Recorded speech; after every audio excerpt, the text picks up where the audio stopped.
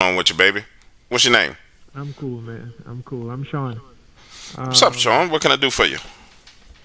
I just want to share a little bit of story about like my encounters growing up as a kid, and a lot of people don't believe in like the supernatural when it comes to paranormal, but I experienced that before, and it's something that is hard to deal with. Like, especially if you, let's say, you have one that is attached to you to get rid of it.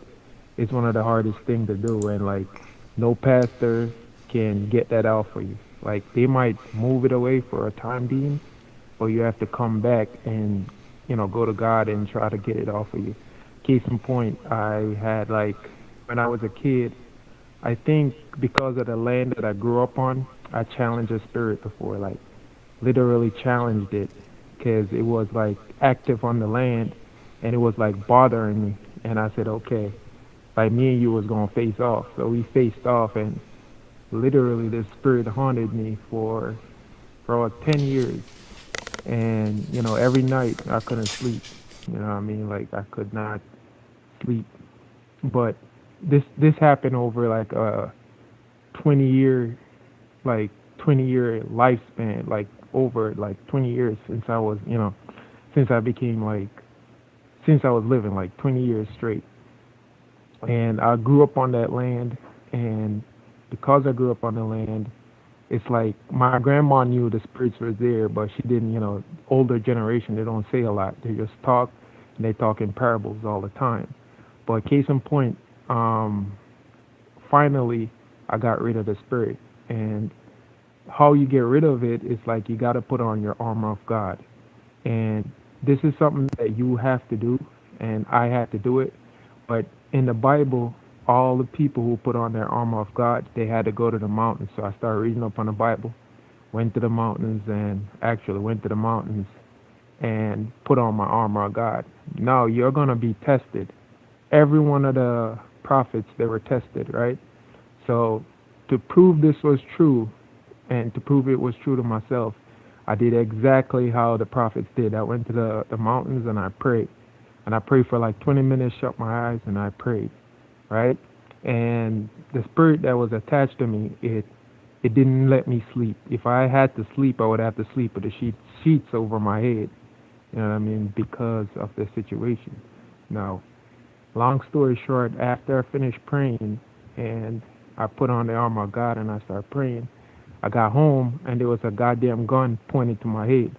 Now, I had my stuff on me. I could have dropped the person, but it was a test that was between me and that spirit. Like that spirit hopped into somebody else, and the Lord was testing me to see if I actually changed.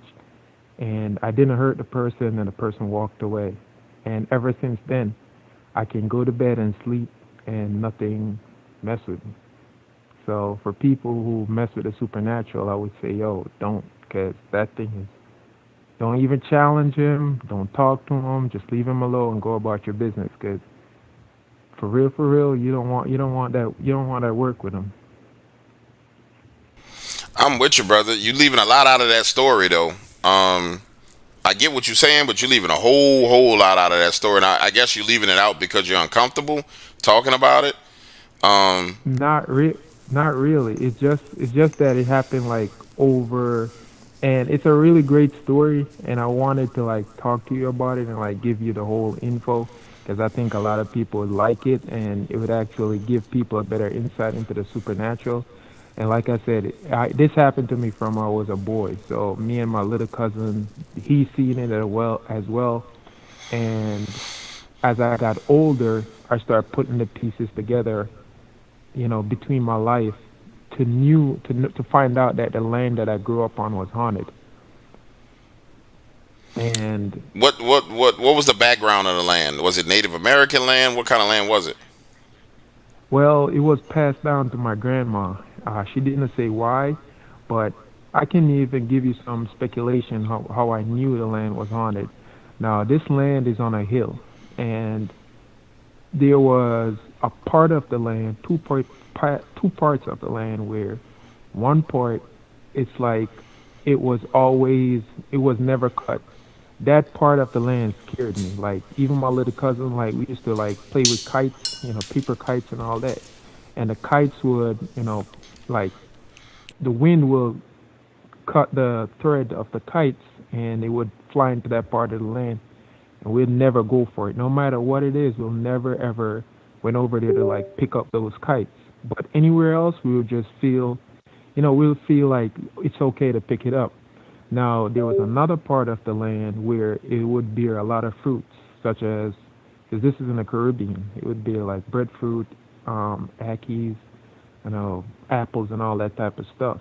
And there was a section that my grandma would pick from, but we couldn't pass. We couldn't pass the other section to go up and say, hey, and pick though. Even though the stuff there was a plentiful, like there's a lot of stuff, we she would not allow us to go up there. Now, the that part there was a house next to it, and the people there was always fighting each other until they left that part of the land.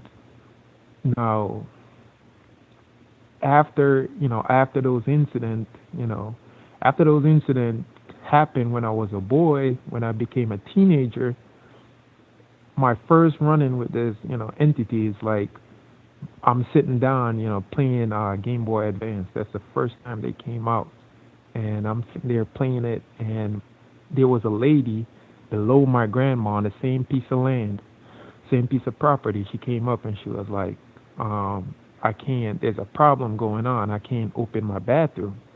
So she asked for me and she's like, yo, where's Sean? And my grandma said, Sean ain't here. So, and I could hear him. So I popped out of the back room and I'm like, yo, I'm here.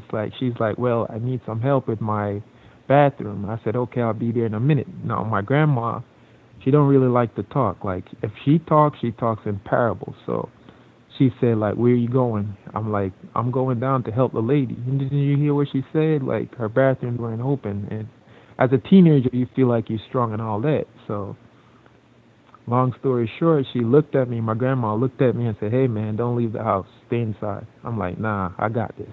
Now walking up to this person's property, it's on a hill, and it's on a like a little um slope.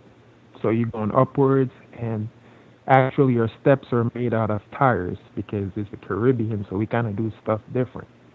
So it's made out of tires, and I'm going up, and there's a cat in the middle of the steps, and she would not move. The cat would not move. Now I'm walking up to this cat, and I walked all the way around him. He didn't move, and this cat had a Bengal. He looked like those Bengal colors. He was like brown and white, and the cat turned his head in like a 180-degree angle and looked at me. Now, when I reached this person's like, I reached, I think I reached their step. I stepped on their step, this lady's step. My immediately my head started swelling. Like it almost felt like my head grew as soon as I stepped on this person's step. My whole body became hot. Now, another thing I learned, and because I did electrician, my teacher used to say that the ear has information, and positive and negative. Positive, there's electrons, protons, and neutrons inside of the ear, so it sends information all the time. So one thing I picked up is that when you're around an entity, it reacts two different type of way. One way, it will suck out all the energy out of the ear, so the ear would become cold or hot. And when I stepped into that room, the ear was actually very, very hot. Like I was sweating, like sweating. My clothes was drenched in like a matter of seconds. Now the lady looked at me and she was like, "Hey, this is the door." Now when I hold on to her door, the bathroom door, it sends like a jolt, like a shock, like a static electricity flew all the way from my hand right down to my tailbone, right back to my head. And I looked at her, turned and looked at her, and said, "Ma'am, I can't help you." And I ran, I ran out of the house, ran up the hill, and my grandma looked at me and said, "I told you not to go anywhere." You know what I mean? And she smirked, like she smirked. Now, the craziest part of this story, it's a very, very long story, so I'm gonna give you the craziest part for all the non-believers out there who don't believe in the Bible and don't believe in a higher power. Now, when I challenged this thing, right, it became more powerful and it attacked my grandma. And that's the first time I actually seen a spirit attacking someone. I didn't see it physically, but let me explain.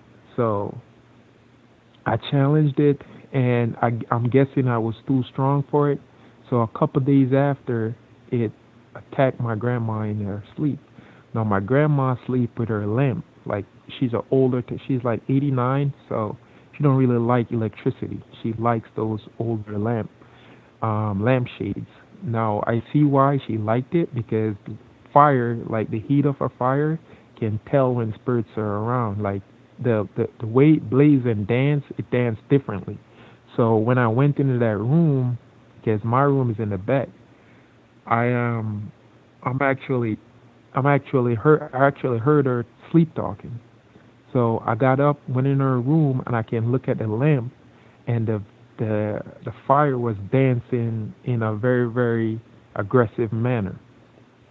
Now she's like talking in her sleep, but I can't hear what she's saying, and the fire is like dancing in the shade, like just dancing, dancing, dancing. And I grabbed her and I shook her. And mind you, I'm about like 19, so I'm strong. So I picked her up, shook her. I'm 6'3", picked her up, shook her, and she didn't wake up. She's still talking in her sleep. Now I started smacking her, like, just smacking her legs, smacking her hip, lifting her up. She's not doing nothing. She's still talking in her sleep, not waking up. So I walked over to the lampshade because the fire actually caught my eyes. I'm like, why is the fire like dancing like that?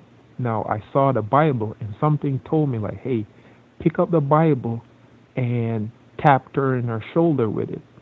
And I swear to you, I pick up the Bible and I tap her one time, DW, one time, not two, not three, not four, one time.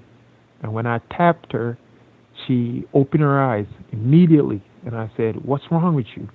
And she said, "Demons." And that's, that's when I start putting everything together. It's almost like a maze, like all the stuff that started happening to me when I was a kid started falling in place. And 8 years after, it was 8 years after, I finally got rid of this entity where it doesn't mess with me at all. I can sleep, and I don't even have to worry about like feeling scared or anything. At night this thing would visit me like in my sleep, wake me up. I could feel like there was a present, but I knew it was this thing because I challenged it, you know. So that's like my story. And for the people out there who keep doubting the supernatural, y'all should leave that shit alone, cause Well, man, say leave that alone. Y'all bugging, huh? real I'm talk, with you. man. Like, just leave that joint alone. Like, even I would rather see somebody go out, even though Bigfoot and all of them, the cryptids are like they do have that stuff with them, and people don't know the reason why the cryptid. This is just a speculation. The reason why the cryptids have a supernatural to them, they have ancestors. Because all of us have ancestors, we're connected to the supernatural to a certain extent. Because we can go back and call that stuff up, conjure it up. So, even you were saying to another guy that, and another story I have too, because I'm in the PA area.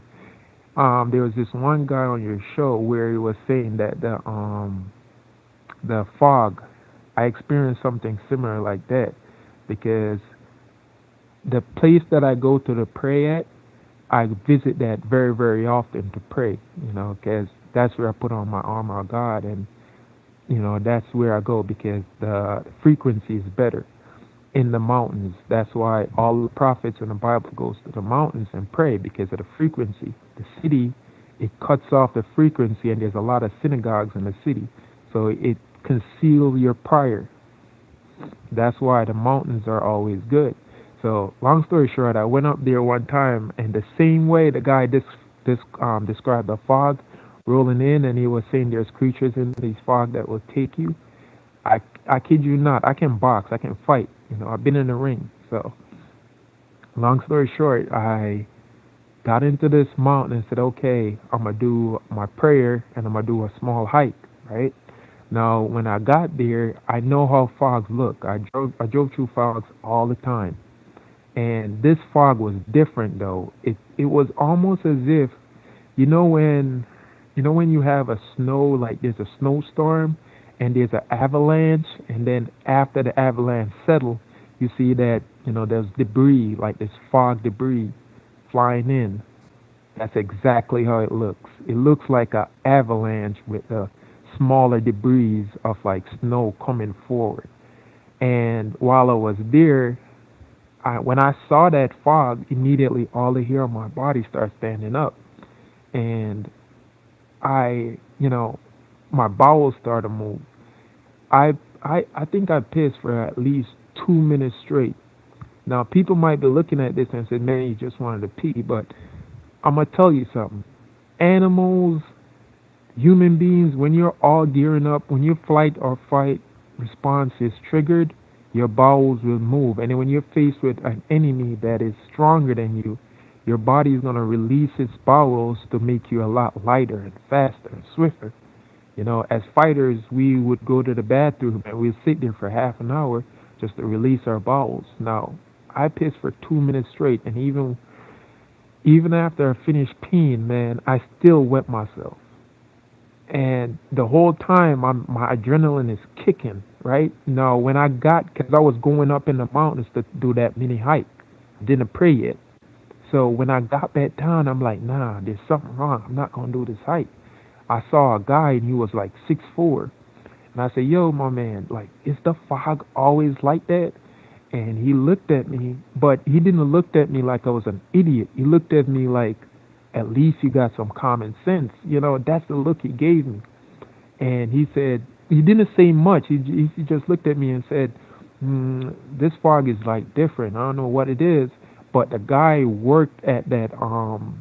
He worked because there's like that mountain has a sanctuary. It's almost like a sanctuary. So there's people who come there and they give them tours. Now, when he said that, he looked behind him and there was a group of people start coming up because I guess they wanted to do a tour. His eyes was darting like, what should I do? Eyes was bug-eyed open, and there was two girls that was also part of the sanctuary, and they said, "Listen, we can't have you guys hiking today. We're gonna ask you guys if you would like to go home, or would you like to wait inside over the other, because across the road there's these buildings there where they would give you your wristband and all that type of stuff and tell you where to hike in the mountains and all that." So they say, "Would you like to wait in the waiting area? But we can't have you guys on the mountains." And the way they look, scared. At least the people who are a part of the sanctuary look scared, but not the people who were like going there to get their daily hiking in. So I thought that was creepy. Now, when I left that mountain, man, I still even have video of that too. When I left that mountain and I got off I didn't, my adrenaline was still kicking until I got completely away from that mountain. It was the craziest experience I ever felt. But that story where the gentleman said that, with the warning, danger, and he ran to his house and this thing just jumped out and grabbed a bear out of the fog.